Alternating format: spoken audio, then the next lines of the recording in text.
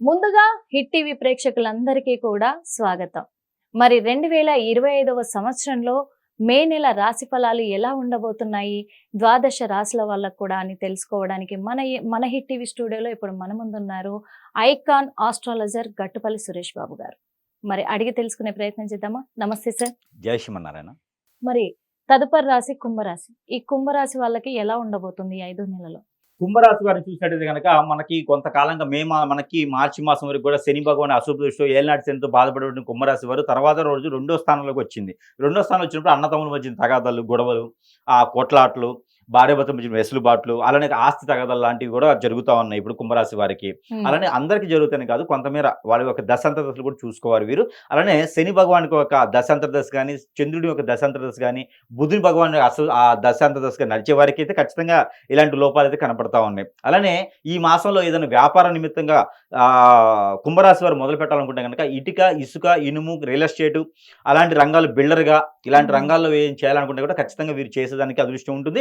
అయితే వీరు 18వ తారీఖు తర్వాత వీరు మొదలు పెట్టుకోవచ్చు. అలానే పుష్కర కాలం కాబట్టి ఇది పుష్కరాలు మే మాసంలో 15వ తారీఖు తర్వాత ఆరంభమవుతున్నాయి కాబట్టి ఈ పుష్కరాలు వీరు స్నానం చేసినట్టయితే కనుక వీరికి రాహుకేతు దోషం, కుజు దోషము, అలానే కాలసర్ప దోషం, నాగదోషము, అలానే వీరికి పితృల శాపాలు ఏమైనా ఉంటే కూడా అవి తొలగిపోయేలా ఉంటుంది. ఆ శని భగవానికి అశుభ దృష్టి ఏదైతే ఉందో, రెండో స్థానంలో ఉన్నటువంటి శని ఏదైతే ఉందో వచ్చే సంవత్సరం కూడా ఉంటాడు కాబట్టి ఈ యొక్క పుష్కర కాలం ఉంది కాబట్టి పుష్కరాల్లో స్నానం ఆచరించడం ద్వారా, పుణ్యస్నానాలు చేయడం ద్వారా ఆ నవగ్రహాలు ఉండే దోషాలను కూడా తొలగిపోయేలా ఉంటుంది కాబట్టి ఆ మేర ప్రయత్నం చేయాలి. వీరు ప్రతిరోజు కూడా చిన్న చిన్న పరిహారాలు చేసుకోవడం ద్వారా ఆ గ్రహాల నుంచి వచ్చిన దోషాలను కూడా పరిహారం చేసుకోవచ్చు, పటాపంచలు చేసుకోవచ్చు. అలానే కుంభరాశి వారికి కొత్తగా వ్యాపారాలు మొదలు పెట్టాలనుకుంటే మనం అనుకున్నట్టు ఇనుము, ఇసుక లాంటి వ్యాపారాలు, అలానే కనుక విదేశాలు వెళ్ళాలనుకుంటే కనుక 25వ తారీఖు తర్వాత వీరు ప్రయత్నపూర్వకంగా చేస్తే ఖచ్చితంగా విదేశాలకు వెళ్తారు. ఏదైనా మంచి కన్సల్టెన్సీకి వీరు కాంటాక్ట్ అవ్వాలి. ఎవరైనా బట్టి ఎదుటి వాళ్ళని అంత ఈజీగా నమ్మకూడదు వీరు.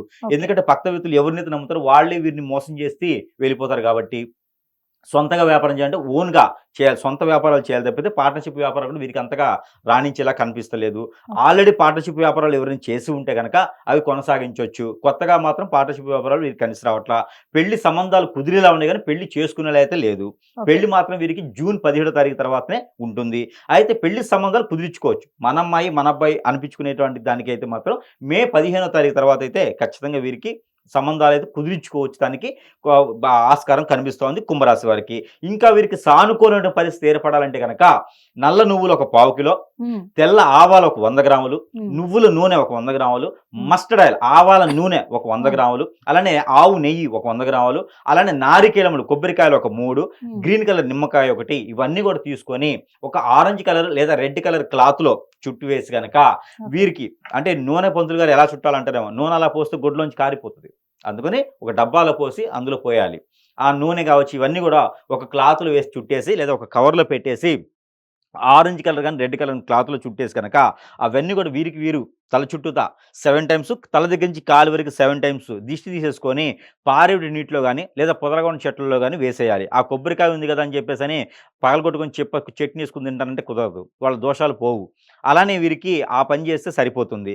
ఆ చిన్న రెమెడీ చేసుకుంటే ఈ యొక్క కుంభరాశి వారు కూడా అదృష్టవంతులేదానికి ఆస్కారం ఉంటుంది. అలానే కుంభరాశి వారికి మరొకటి ఉన్నది, అది ఏంటంటే కోర్టు వ్యవహారాలు కానీ డబ్బు ఎవరికైనా ఇచ్చి ఉంటే కనుక వారు ఉప్పు ఏదైతే ఉందో కళ్ళుప్పు ఉంటుంది, మనకి దొడ్డుప్పు అంటారు కొన్ని ప్రాంతీయ భాషలో. ఈ దొడ్డుప్పు ఏదైతే ఉందో ఇది 1.5 కిలోన్నర ఉప్పు తీసుకెళ్లేసి నవగ్రహాల మీద, శని గ్రహం మీద ఈ ఉప్పు అనేది నైవేద్యం చేయాలి, అభిషేకం చేయాలి. ఆ అభిషేకం చేయడం ద్వారా వీరికి మంచి సానుకూల పరిస్థితి ఏర్పడుతుంది. ఇది గురువారం కానీ శనివారం కానీ ఉదయం సమయంలోనే చేయాలి. ఉదయం అంటే 11 గంటల లోపు చేస్తే వీరికి మంచి ప్రతిఫలం అనేది కనిపిస్తుంది. అలాంటి గ్రహరీత్యా దోషాలు కూడా వీరికి తొలగిపోతాయి. అలానే వీరికి 2 ఒత్తులతో మట్టి పరిమితిలో ఆవు నేతితో దీపారాధన చేయాలి అదే రోజున ఆ నవగ్రహాల దగ్గర. ఈ రెమెడీస్ అని చేసుకుంటే ఖచ్చితంగా అదృష్టవంతులు అవుతారు కుంభరాశి వారు. అలానే వీరికి ప్రతి రోజు కూడా పఠించడానికి మే మాసం మొత్తం కూడా వీరు పఠించవలసిన నెంబర్ 2739 అనే నంబర్ని 119 సార్లు పారాయణ రూపంగా చేసుకోవాలి. అలా చేసుకోవడం ద్వారా వీరికి ఖచ్చితంగా అదృష్టం అనేది వస్తుంది కాబట్టి అలా చేసుకుంటే చాలా మంచిది. అయితే ఎలా చేసుకోవాలి? చేతిలో పల్లీలు కానీ, బఠానీలు కానీ, శనగలు కానీ, లేదంటే కనుక ఏదైనా వెజిటేబుల్స్లో బెండకాయ కానీ లేదా దొండకాయ కానీ టమాటో కానీ వెజిటేబుల్స్లో అయితే ఆ 3 తీసుకోవాలి. ఇవి ఏదైనా చేతిలో పెట్టుకొని అంటే కిలోలు కాదు, ఒక పీస్ తీసుకుని చేతిలో పెట్టుకొని పాలన రూపంగా చేసి అది భుజించడం ద్వారా వీరికి ఉన్నటువంటి ప్రకృతి నుంచి దోషాలు, నరదిష్టి దోషాలు అన్నీ కూడా గ్రహాల నుంచి వచ్చే దోషాలు అన్నీ కూడా తొలగేసి పటాపంచలేసి వీరికి గ్రహాల నుంచి సానుకూలత అయితే ఏర్పడుతుంది. కాబట్టి ఈ రకంగా చేసుకొని అదృష్టవంతులయ్యేదానికి ఆస్కారం 10 దశాబ్ద కాలానికి కూడా మెరుగయ్యి బాగుపడేందుకు ఈ మాసంలో ఏదైనా మొదలు పెట్టుకుంటే సానుకూలంగా కలిసి వస్తుంది. కాబట్టి ఈ రెమెడీస్ పాటించుకొని చేసుకుంటే కనుక ఈ యొక్క కుంభరాశి వారు కూడా అదృష్టవంతులయ్యేదానికి ఆస్కారం కనపడుతోంది. థ్యాంక్ యూ సో మచ్ గురువు గారు.